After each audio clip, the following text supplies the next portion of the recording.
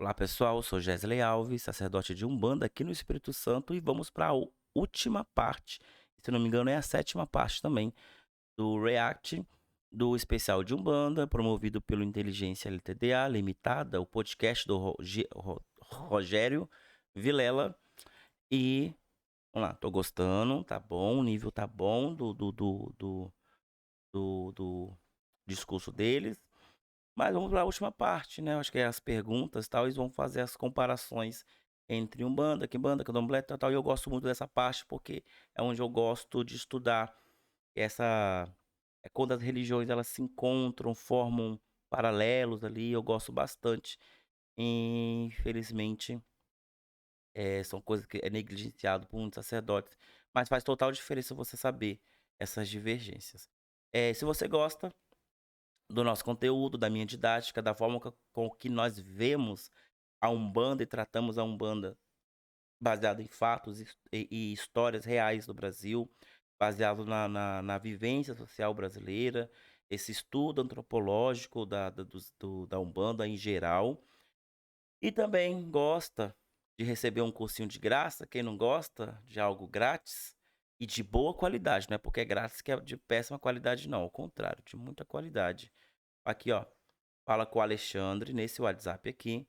Fala, Alexandre, eu vi o vídeo do Gesley, eu quero receber o link do curso. Assim que as aulas estiverem prontas, você vai receber o link do curso. Não adianta não esperar aqui pelo YouTube. Eu não vou colocar link aqui no YouTube, somente para as pessoas que estiverem no WhatsApp. Nós estamos planejando fazer uma turma de estudo. Então, se você perder, perdeu. Tá? Essa turma vai ser grátis. Estamos aqui disponíveis para fazer e estamos fazendo, tá bom? A nossa parte. Mas vamos para o React de hoje. Inteligência.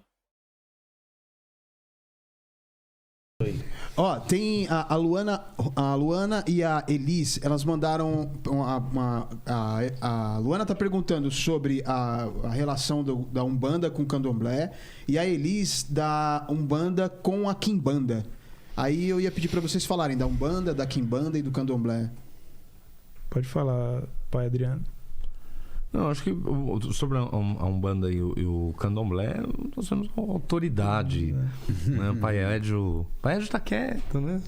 Não, tô aqui aprendendo. Só anotando. Aprendendo, Olha, sabe que recentemente, Vilela e todos que nos acompanham, eu fiz uma pergunta que sempre me perseguiu para uma grande sacerdotisa do Candomblé do Brasil, que é a mãe Meninazinha da Oxum.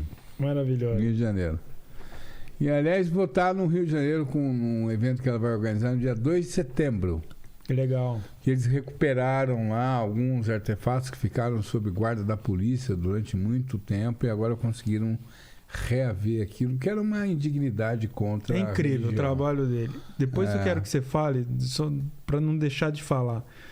O Dr. Edio, ele é o diretor executivo do IDAFRO, que está agora fazendo um levantamento do prejuízo histórico da cultura afro a partir do desastre de Brumadinho.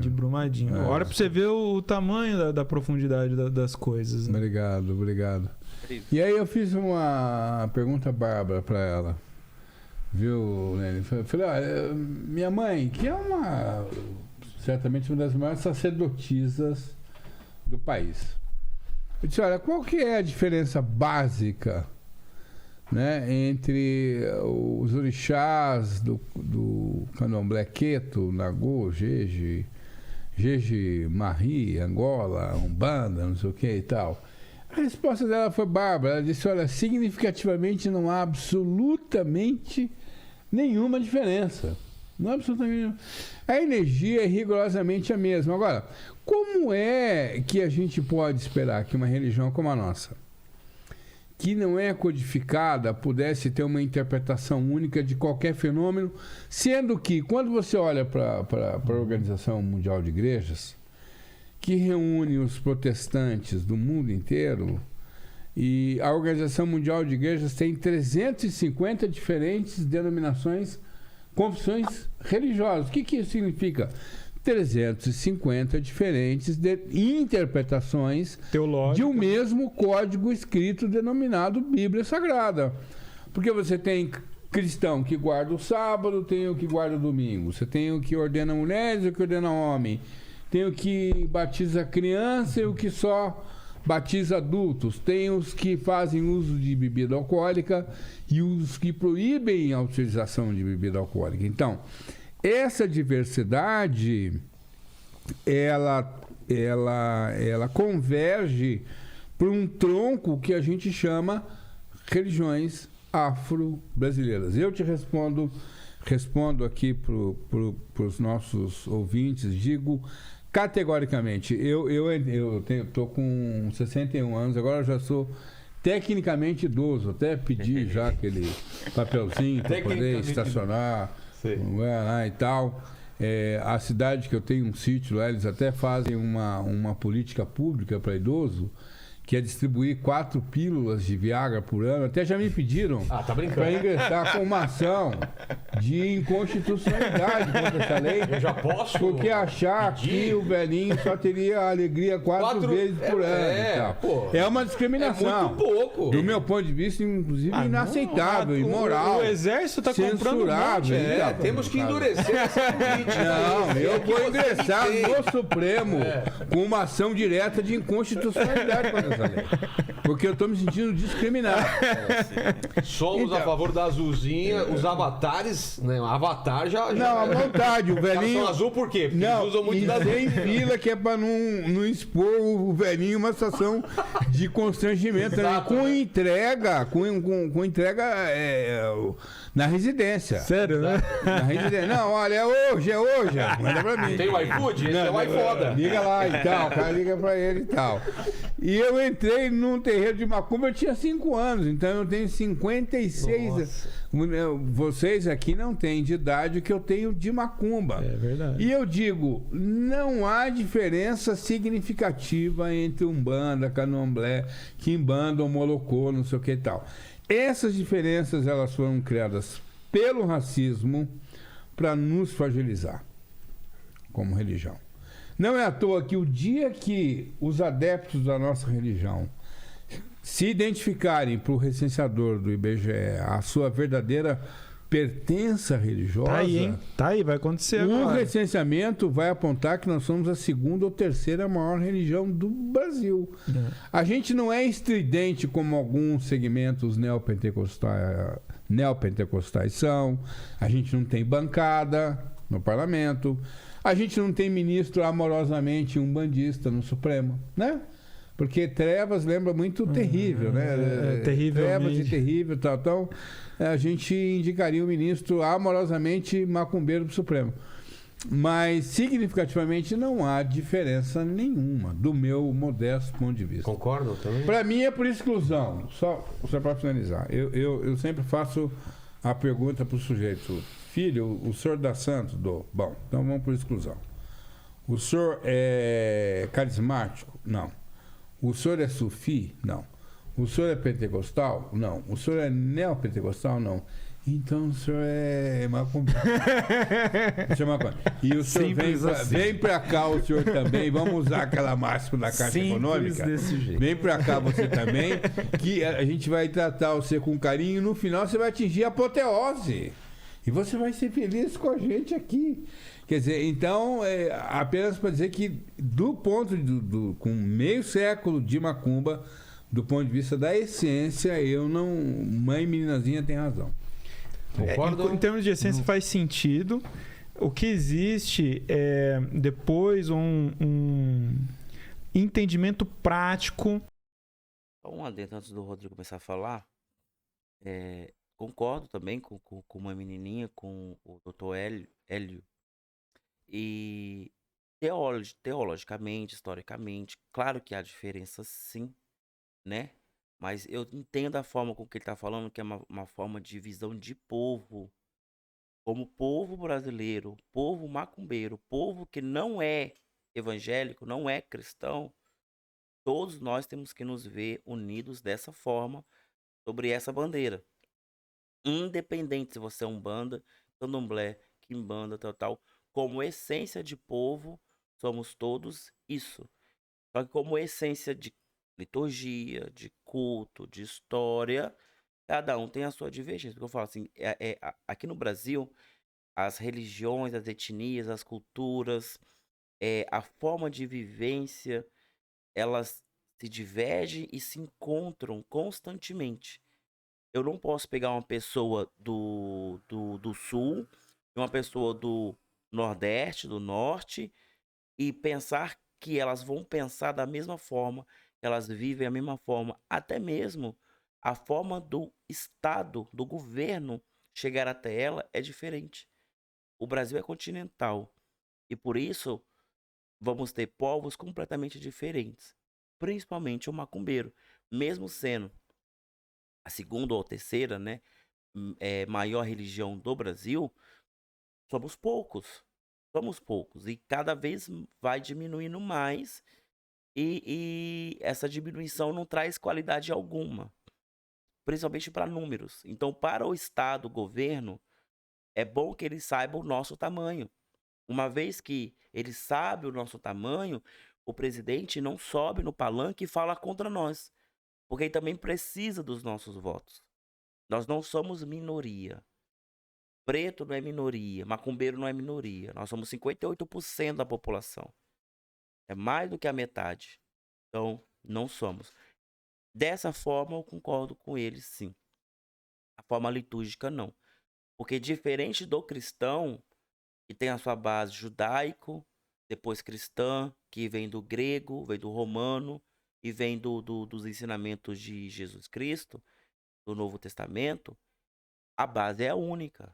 É a única, é aquilo ali. A forma de você interpretar, pouco importa. Né? Não é à toa que são mais de 300 denominações cristãs protestantes. E católicas também, existem várias vertentes. Mas eles têm uma única base, que é a judaico-cristã. Já o povo de Macumba, o povo de matriz africana, tem muitas bases. Eu tenho uma base indígena, que já estamos em solo tupiniquim, então não posso negligenciar de forma nenhuma.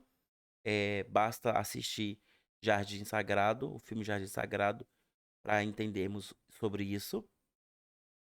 Aí você tem o povo Nagô, o povo Yorubá, o povo Kikongo, Kibundo, Mina, Camarões, o povo de Daomé. Temos os Yorubás, que são os Fons. Aí nós hoje chamamos a Nigéria de nação, mas quando eles vieram para cá, cada estado nigeriano era uma nação. Então eu tenho a nação de Oyo, de Oshogbo, de Irá, eu tenho a nação de Beogundá. São vários povos com várias leituras sociais diferentes, vários ancestrais diferentes, várias essências diferentes e que não trazem um livro único, que também tem essa diferença. Então eu não posso falar que de essência mística, ancestral, é tudo igual. Não tem como ser igual.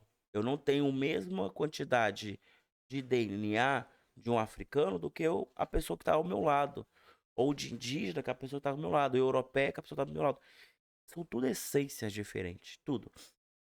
Mas claro que isso é uma leitura mais complexa. É um debate mais teológico. Mas não tem como não entender o que o doutor falou ali. Só não entende quem não quer unificar. Aí essa pessoa que não quer unificar, ela não entende. Mas eu entendo e eu acho super certo. Quando o censo chegar, fala que você é um bandista. Fala que você é do candomblé. Se você não fala, eles colocam que você é cristão. E aí o número deles sobe. Aí políticas públicas são feitas para eles e não para nós. Interpretação teológica dentro desses várias formas de entender e viver a prática religiosa que vão criando essas denominações, né? E a dúvida popular sempre é essa: Umbanda, Candomblé e Quimbanda, né? Então, Quimbanda, você precisa entender a Quimbanda em solo africano, que é o que vem do Quimbundo, que é... Ué. Como assim?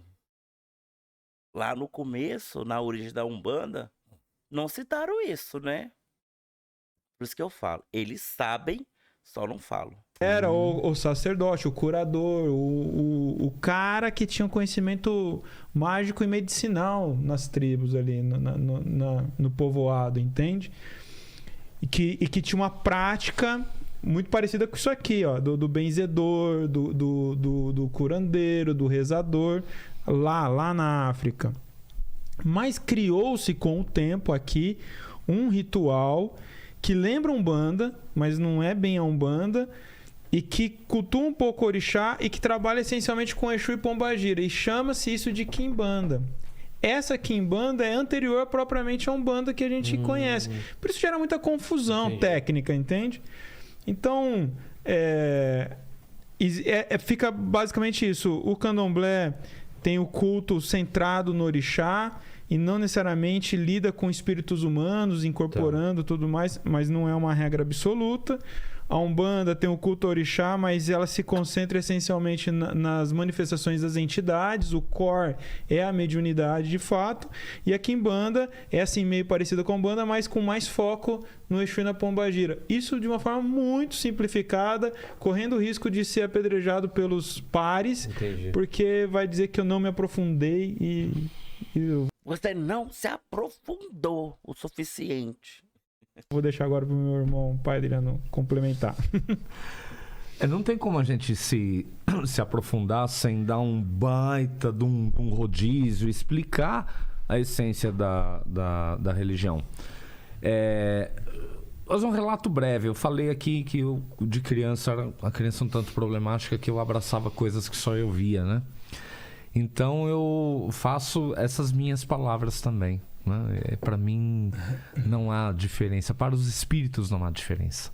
O que eu via num lugar eu via em outros. Bacana. Eu ouvi, eu escolhi, eu optei pela linha teológica trazida por Pai Rubens justamente por causa disso, porque ela trazia coerência àquilo que eu via e ninguém explicava.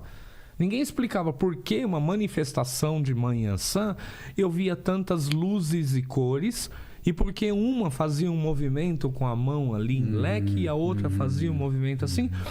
E não tinha aquela coisa de, essa é a qualidade da Iansã, é o qualificador, enfim. Né? E na Umbanda nós não temos essa forma de ver. Minha mãe não tinha, né? E o trabalho do Pai Rubens trouxe isso. Espiritualmente falando, nós estamos falando da mesma coisa. Exatamente, é o que eu falei lá no outro vídeo. Essa questão de querer comparar a manifestação de orixá na Umbanda e a manifestação de orixá no Candomblé.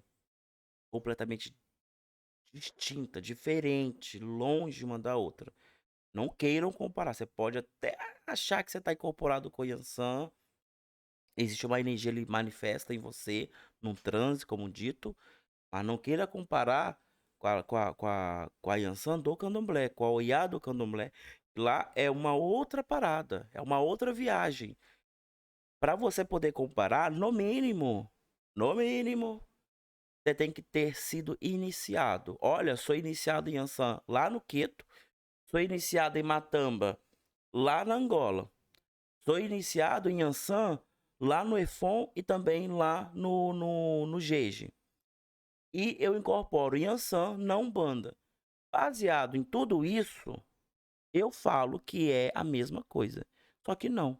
Vocês vivem uma teologia de uma pessoa que mal conheceu a diversidade que é o culto africano no Brasil e está pautando sobre isso. Como fala, são realidades completamente diferentes. Completamente diferentes. É a forma de manifestar completamente diferente. Rubens Saraceni, só para você ter ideia, ele vai contra muita coisa que o próprio Chico Xavier já escreveu. Então, assim, quem é Rubens Saraceni na fila do pão em comparado a Chico Xavier? Pensem nisso. Mas as religiões, elas criam a forma para nos organizar. Algumas pessoas se organizam melhor de um jeito e outras de outro. Na Umbanda, nós nos organizamos no coletivo. E eu ouvi isso de um mestre espiritual, né? Quando eu, na minha busca, questionei também.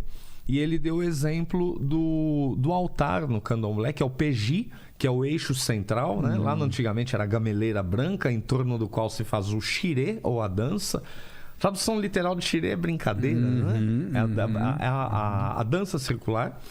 E cada elemento ali do culto de nação, do candomblé, ele é tratado na sua individualidade. A sua coroa, a sua cabeça, ela é tratada no individual. E na Umbanda, nós somos tratados no coletivo. Então não há diferença entre no lado espiritual, a diferença no trato aqui no lado material. No ritual. No rito. rito. Então, o nosso congá, o nosso altar, ele é plano. Todos estão voltados para ele. Certo. Nos candomblés, o congá ele é o eixo. Todos giram em torno dele. Nos candomblés, nós somos tratados no individual. Né? Cada um é uma coroa. Na Umbanda, nós somos um coletivo. Por isso que nós podemos fazer na Umbanda... Rodrigo já foi? Ele não gostou do que falou, ele foi embora. Ele falou. Vem cá, Rodrigo, eu vou te benzer. E na Umbanda nós somos tratados nesse coletivo. Nós podemos fazer um banho de ervas para todos, sem distinção. Distinção de que você é filho de Oxóssi, você é filho de Xangô, eu sou filho de Ogum, a outra é filha de Iemanjá. Não, nós podemos tratar diferente. Pois é. A Umbanda, por ela ser muito enoteísta, existe esse momento que é coletivo, sim, concordo com o Adriano, mas também existe um momento individual. Cada um traz a sua história, cada um traz os seus problemas individuais, e é justamente isso que as entidades elas vêm trazer quando elas estão ali em atendimento. Caso contrário, o Adriano, bastava as entidades fazerem discursos coletivos. Mas não. Cada pessoa tem o seu momento com a entidade. Cada entidade vai ler a pessoa, vai ler o problema dela e passar uma receita diferente. Então a Umbanda sim trata as pessoas de formas individuais também. Temos o trato coletivo e temos o trato individual. Assim como no Candomblé. Temos os tratos coletivos e temos os tratos individuais. Só que a leitura de mundo é diferente. Diferente da Umbanda, que já tem a placa de self-service, de você entrar, pedir, levar embora. No Candomblé não. Candomblé é vivência. Você para fazer uma festa de Candomblé, com certeza o senhor sabe disso, é necessário 3 dias para você vivenciar toda a preparação litúrgica e até mesmo social da coisa, para que no último dia aconteça a festa, que é, sinceramente, a menor parte do Candomblé, são os encontros. Porque depois, o importante mesmo é o que é feito lá dentro, é o que é feito entre os irmãos, cada um superando a necessidade do outro e tudo mais. Claro que isso no Candomblé que funcione, não estou falando que todos são assim, mas entendo o que o senhor fala, mas também existe a forma individual. Não existe como separar a coisa. Não tem como. Aí o que tem que ficar claro, né, pra turma que tá nos acompanhando, é que cada Umbanda é uma Umbanda, né? Cada terreiro é um terreiro, e dependendo da formação, da linha que essa pessoa segue, da sua origem, da sua história, o terreiro ele é formado por uma linha teológica, que é uma escolha. Nós olhamos para uma teologia de Umbanda, então você pode ser lá da Umbanda esotérica, da Umbanda sagrada, tem diversas linhas que explicam, né? Mas a linha doutrinária é a sua história, é o que você passou, é como você enxerga aquilo, como você vivencia aquilo, né? De uma forma mais superficial, mais visceral, enfim, cada um tem o seu. E não existe verdade absoluta. Não adianta eu chegar e falar assim, olha, o jeito do Ventos de Aruanda trabalhar é o certo para mim, é o certo da minha porta para dentro, é o certo para as pessoas que por magnetismo se aproximam daquela casa, porque ali tem algo para aprender. As nossas casas de Umbanda, elas são, a grande maioria, casas transitórias. A maioria das pessoas vem, aprende o que é necessário e vão. Nós somos uma casa de formação. E eu sempre falo, eu não formo só para essa casa, eu formo para a Umbanda. Casa de formação de médiuns e sacerdotes, de curimba, que é canto e toque. Na Umbanda a gente chama de curimba, de curimbeiro ou de ogã também, né? de herveiros, herveiro, de especialistas em uso ritualístico de ervas, de magos de magia divina, mas acima de tudo uma casa de formação de seres humanos um pouco mais conscientes, um pouco melhores do seu momento, da sua condição humana, e conscientes da necessidade ou não de melhorar. Por isso que logo no começo eu falei de Deus Spinoza. Nós não temos um Deus autoritário que vai falar, você tem que fazer isso aqui. Não, você pode fazer isso. São te oferecidos os caminhos, as formas, as ferramentas. A busca sempre foi e sempre será o autoconhecimento. Conhecimento de si mesmo, através do arquétipo, através da presença do orixá, a presença do guia espiritual. Sempre será a prática do amor e caridade, oferecendo ao outro aquilo que a gente recebe ali como inspiração, como vocação. A mediunidade pode ser sim uma vocação. Você fala, uma vocação, você escolhe ser médium? Hoje sim. Esse padrão mediúnico de parceria, ele oferece uma escolha. Fala assim, poxa, eu me encantei com a religião, eu posso ir aqui, eu posso aprender. Porque a mediunidade não é só colocar colar no pescoço e chacoalhar e virar no arquétipo, né? Falar assim, vou trabalhar com baiano, oxente, eu sou baiano. Não. Você pode aplicar a passe de cura, você pode aprender o trabalho com ervas e atender numa esteira curadora, você pode trabalhar com a magia divina, enfim, tem uma infinidade de coisas que você pode fazer. Então, sim, é uma escolha, né? Eu penso como uma diferença básica de Umbanda e Candomblé. E a Quimbanda, ela traz elementos também da cultura afrodescendente, das diversas culturas afro, e o pouco que eu conheço, confesso, não sou especialista no assunto, mas é a convivência entre as vibrações, as manifestações positivas e negativas, né? E se trabalha com Exu, Pombagira de uma forma muito mais aberta. Eu já vi um congá de Quimbanda, um altar de Quimbanda onde tinha Jesus Cristo no meio, de um lado imagens de Exu e Pombagira, do outro lado imagens de santos católicos, e eles convivendo ali. E há a ideia de que sim, bem e mal convivem no mesmo lugar. Eu posso trabalhar com a moeda tanto de um lado quanto de outro, que dentro desse contexto tá tranquilo. Para nós, para a Umbanda que eu pratico, não. A Umbanda que eu pratico, no bem e para o bem. Se eu não puder fazer algo de bom para o outro, eu não tenho por que fazer alguma coisa. A compreensão das virtudes, dos princípios, né? Eles têm que ser algo ali no dia a dia, não é só no chão de terreiro. A virtude de Xangô, essa virtude do equilíbrio, ela deve estar em mim, de uma forma que na maior parte do tempo ela seja balizadora dos meus atos, as minhas palavras, a forma com que eu convivo com as pessoas, as minhas escolhas sociopolíticas, por que não, né? Se eu paro o carro em cima da calçada impedindo que o pedestre passe ali e com segurança, e eu acho que tá tudo bem, eu tô fora do princípio Xangô, o princípio do equilíbrio, de equidade, o princípio de igualdade das coisas, né? Se eu achar que não, o carro é meu, eu paro onde quiser, e a pessoa tiver que dar a volta na rua ali e sofrer um acidente, a responsabilidade é minha. Então, por isso que eu falo que esse empoderamento é responsabilidade. Eu sou livre, eu posso usar esse princípio, mas eu sou responsável por aquilo que vai acontecer. Compreender o princípio é a transformação que a Umbanda oferece. Senhores, eu não sei, tem mais alguma pergunta? Não, aqui foi. Eu queria saber se nesse papo da gente vocês acham que tem algum aspecto importante que não foi abordado. Essa é a hora agora. E depois as palavras finais, o encerramento de cada um. Esse papo maravilhoso que eu aprendi bastante. Tem algum aspecto que acha importante ainda que a gente não falou? Doutora...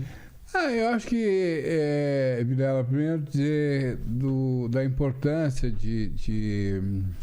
Primeiro, quer dizer, acho que você trabalha com... Você tem uma característica muito interessante que tornou muito especial o convite e a nossa participação aqui, que é a escuta da diversidade, da diferença.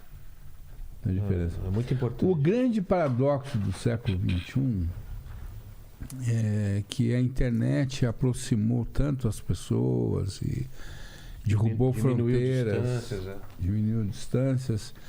E um dos maiores desafios para as democracias contemporâneas é um ser humano aprender a conviver com outro ser humano. Os marxistas diziam no século XIX que o grande fator de guerra no século XX, XXI, seriam as disputas econômicas, mas as grandes disputas se dão porque eu não consigo conviver contigo, porque você é diferente, pensa diferente de mim, não é da mesma patota que eu, não é do mesmo clube que eu, tem uma cor de pele diferente da minha, reverencia uma divindade diferente da minha. Então, essa sua índole de dialogar permanentemente com a diferença e com a diversidade é uma grande lição para o Brasil e para a comunicação, né? E deixando claro que isso não impede de eu ter minhas crenças. Sim, eu não tô renegando. E aliás, as minhas crenças aqui. a gente não falou sobre isso, a gente não te exatamente. indagou, Porque às vezes a pessoa acha que simplesmente por você ouvir, você está aderindo. você está abrindo ou concordando. Ou concordando. Não tô nem falando de concordar, mas assim, como você escuta uma pessoa que tem uma religião diferente, poxa, eu não tô abrindo mão da minha, eu tenho minha crença, eu tenho meu caminho espiritual e minhas experiências, e cada um de vocês tem as suas, e se a gente respeitar isso, é a coisa mais maravilhosa do mundo. Não, e é essencial num país plural como o nosso. Eu acho que o Brasil talvez seja o mais plural. O mais plural. Em relação à religião que eu conheça, não é? E aí... Eu não conheço um país tão plural quanto o nosso. Nenhum país tem E aí nós a vivemos... miscigenação que a gente tem aqui. Exato. Tanto que o passaporte brasileiro é o mais desejado no mundo, porque pela foto você não consegue saber se o cara é brasileiro ou não. Não é? De tão miscigenado que a gente é. Mas desculpa. Não. É que ótimo te ouvir e tal. E aí outra coisa importante e que lamentavelmente hoje a gente vê isso de forma exacerbada, que é o credo na ideia de que o direito de expressão ele se confunde com o direito de agressão. Exato, são duas coisas diferentes. Né? O fato de eu divergir de você e de eu manifestar dissonância, discordância em relação ao que você pensa, não me dá o direito de te desqualificar, ou de ultrajar, te aviltar. Não aceitar que você exista. Ou o que é pior, de incitar e induzir a que as pessoas te agridam. Exato. Em razão daquilo que você pensa. Então, eu finalizo dizendo a palavra que me ocorre a você, ao Lênin, a toda a sua equipe. Muito obrigado pela oportunidade de estar aqui. Obrigado demais. Na companhia do meu irmão Rodrigo Queiroz, que é uma figura que, enfim, tem uma importância muito grande nessa trajetória, na pauta que a gente há muitos anos trava juntos em defesa da liberdade, da democracia e de todos poderem expressar publicamente a sua crença ou a sua descrença, porque o Brasil tem... Vocês não querem impedir que outras religiões professem a fé? Não! Vocês querem simplesmente conviver. Não! Conviver de uma maneira saudável, não é? Meu pai Adriano, meu mais velho, que a gente já teve em tantas oportunidades e em tantas lutas e tal. Então, muito obrigado todas as vezes que você, com essa sua já característica de masoquista, quiser me convidar para vir aqui, a gente vai estar aqui, né? A gente vai estar aqui.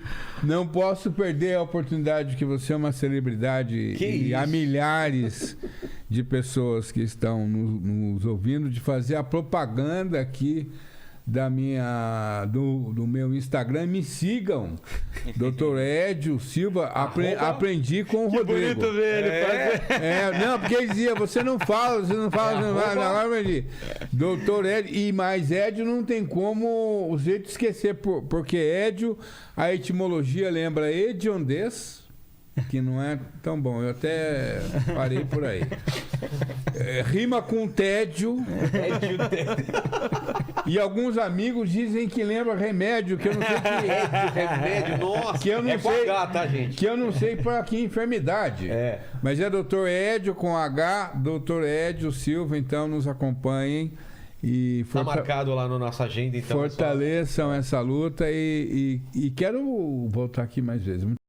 E, pessoal, é o final, né? Então eles vão agradecer, aquela coisa toda. Depois vocês vão lá e assistam. Aqui na descrição tem o link direto. Isso aí. Bom, considerações finais. As falas finais foram ótimas, maravilhosas. Tirando o pouco que divergimos na questão histórica e social, o resto é isso aí. Eu falo, são arestas que devem ser aparadas e mexidas. Eu tenho certeza que também existem coisas em mim, coisas da minha Umbanda, coisas do meu contexto religioso que precisam também ser moldados, ser corrigidos. E uma pessoa que levanta essa bandeira de que não existe erro, cada um faz do seu jeito, cada casa é assim, é isso, é aquilo, você se trava para um desenvolvimento, você se trava para uma evolução. O terreiro está em constante evolução. Isso não significa que essa evolução vai substituir a ancestralidade, que é o que eu vejo. As pessoas pensam em evolução, já imagina que pela revolução vamos destruir o altar com os santos católicos e colocar orixás de madeira, porque eu sou o patrono da liberdade, eu vou sanar as dores do preto que foi escravizado, sei lá o quê. Ninguém pediu isso, meu querido, ninguém pediu isso. Não é isso. A evolução ela vem da compreensão. E se a gente esquece que um dia um povo foi escravizado por motivos raciais e também religiosos, isso torna a acontecer. Isso torna a acontecer. Então eu prefiro não tirar, eu prefiro deixar lá o símbolo desse período horrendo, mas nunca deixar ninguém esquecer para não retornar, do que apagar e depois retornar, né? Não é à toa que os próprios alemães mantêm alguns campos de concentração abertos como museus, para que ninguém se esqueça do que aconteceu ali. Ninguém se esqueça. Sabe por quê? Porque a Inglaterra já tinha feito a mesma coisa, só que ninguém fala disso, né? A Inglaterra já fez campos de concentrações piores que os nazistas, somente em África, piores. Essa ideia de raspar a cabeça, de colocar uniforme, fazer propaganda, a Inglaterra já tinha feito, meu amigo, há muito tempo. Muito tempo. O que fizeram? Apagaram da história. Aí chega um homem chamado Hitler e reproduz tudo novamente. E agora a culpa é dos alemães, né? Então, tá lá quietinho para que ninguém esqueça do que ocorreu. E assim vai. O sentido de estudar a história é isso. É você reviver para que você não repita isso nem no presente e nem no futuro. Não reproduza os erros. Então, quando você fala, não existe erro, o certo é do meu terreiro para dentro, é isso e aquilo, você está fechado a consertos, tá? Fechado à evolução. Ouvido ao contrário, pela reflexão atual, penso assim, lido assim. E eu, como sacerdote, eu tenho responsabilidade com vidas. Com vidas. Então, não é só um achismo, não pode ser um achismo, não pode ser um ego inflado, não pode ser o eocentrismo, né? Tem que ser coletivo, para que todos estejam bem ali, para que tudo se respeite. Caso contrário, uma mulher trans não poderia estar vestida de mulher. Caso contrário, o homem trans não poderia estar vestido de homem ali, né? É um contexto que uma nova releitura, né, da sociedade. E se eu me fecho a isso, eu estou de alguma forma causando dor no outro. Isso não é bacana, isso não tem nada a ver com a Umbanda. A Umbanda é a manifestação do espírito em prol da caridade. Ponto. Você quer resumir a Umbanda para qualquer pessoa, fala, olha, a Umbanda é a manifestação do espírito em prol da caridade. Mas e aquele outro espírito lá? Foi para caridade? Não, então não foi Umbanda. Pronto. Nós não podemos assumir também a responsabilidade de todos os espíritos do mundo. Afinal, nós somos apenas uma esfera religiosa, dentre muitas outras que existem nesse país plural, nesse mundo plural como é. tá bom? Mas eu gostei bastante. Eu achei que ia ser ruim, sinceramente, achei que ia ser ruim, porque já tivemos podcasts que reagimos aí que foi extremamente racista, né? Pessoas que incorporam pretos velhos sendo racistas e não de uma forma, ah, eu não sabia. Não, você tá falando que sabe. Igual lá no final, não tô falando que o Rodrigo foi racista, mas no final o Rodrigo Queiroz ele solta. Ele concorda comigo da origem da Quimbanda em territórios africanos. Mas por que quando a gente coloca isso na pauta do fundamento da Umbanda, na formação da Umbanda, não é colocado? Já começa lá em 1908, um menino de 16 anos, na cidade de Niterói. Por favor. Vocês só estão reforçando a narrativa que vocês querem. A leitura geral ninguém tá fazendo, tá? Então, assim, foi bom, razoável. Para um leigo, tá maravilhoso. Eu consegui me aprofundar em algumas coisas porque eu acho necessário, porque tem coisa que você não pode simplificar. Entendam isso. Existem coisas que tem como simplificar, tem coisas que não. Eu posso simplificar Umbanda nessa frase que eu acabei de dizer, mas eu não posso significar uma entidade com uma frase pronta. A mamãe Oxum é do amor. Pelo amor de Deus. O amor é muito mais complexo. Os próprios gregos já dividiam o amor em 5 etapas diferentes, em 5 formas diferentes, em 5 divindades diferentes. O amor não é esse amor simplista, até americano, né? O amor capitalista americano. É só love. É só love. Não existe outras formas. Nós, no Brasil, nós temos saudades, nós temos paixões, nós temos amores, sedução, tesão. Temos várias palavras para um sentimento que é muito, vários sentimentos que são muito parecidos, né? Mas é aquela coisa. Devagarzinho a gente vai adentrando. E eu gosto de fazer esses reacts. Eu gosto de fazer mais reacts do que lives. Mas eu tô pensando em fazer mais lives porque eu estou achando chato ter que assistir esses cortes, esses podcasts. E eu tenho que fazer de podcast, porque se eu faço vídeo do canal das pessoas, que muita gente já solicitou aqui nos comentários pra eu reagir, vídeos do canal da pessoa. Pô, é sacanagem também, né? Eu ir lá no canal do Alexandre Comino, tudo bem que eu posso não concordar com o cara, mas eu ir lá no canal dele, pegar o vídeo dele, ele parou, produziu pra reagir em cima, eu não gosto disso não.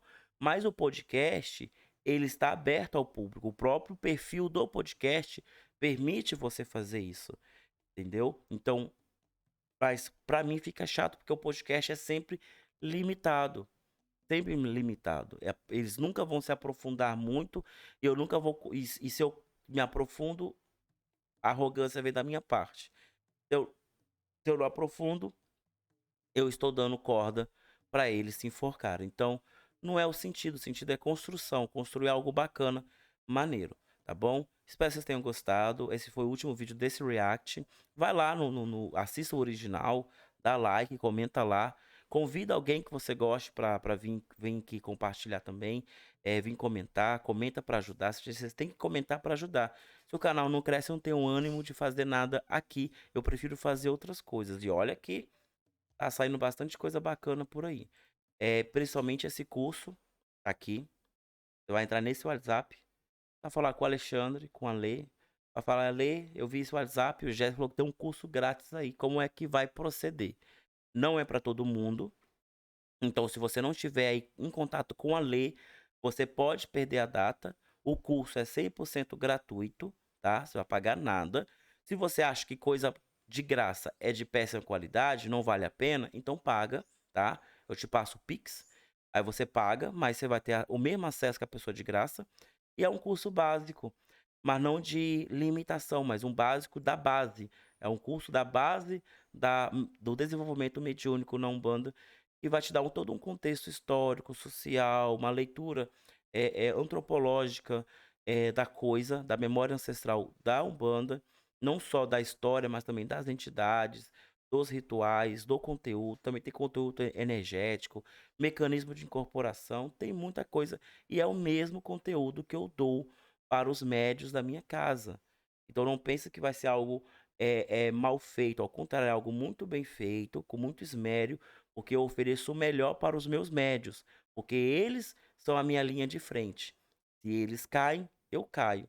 Se eles fracassam, eu fracasso. Então eu não quero que isso aconteça, então eu ofereço para eles o melhor e estou oferecendo para você também o melhor. Então quer sair desse simplismo da Umbanda? Tá aqui, ó. Fala com o Alexandre, ele vai armazenar o seu telefone ali, no momento certo, ele vai te chamar, olha, a aula 1 está disponível, olha, a aula 2 está disponível, nós vamos conversando e trocando figurinhas também, que eu também vou querer saber sobre a sua opinião. Então, deixa o like, compartilha e convida alguém, comente aqui também o que você achou. Até mais. Tchau, tchau.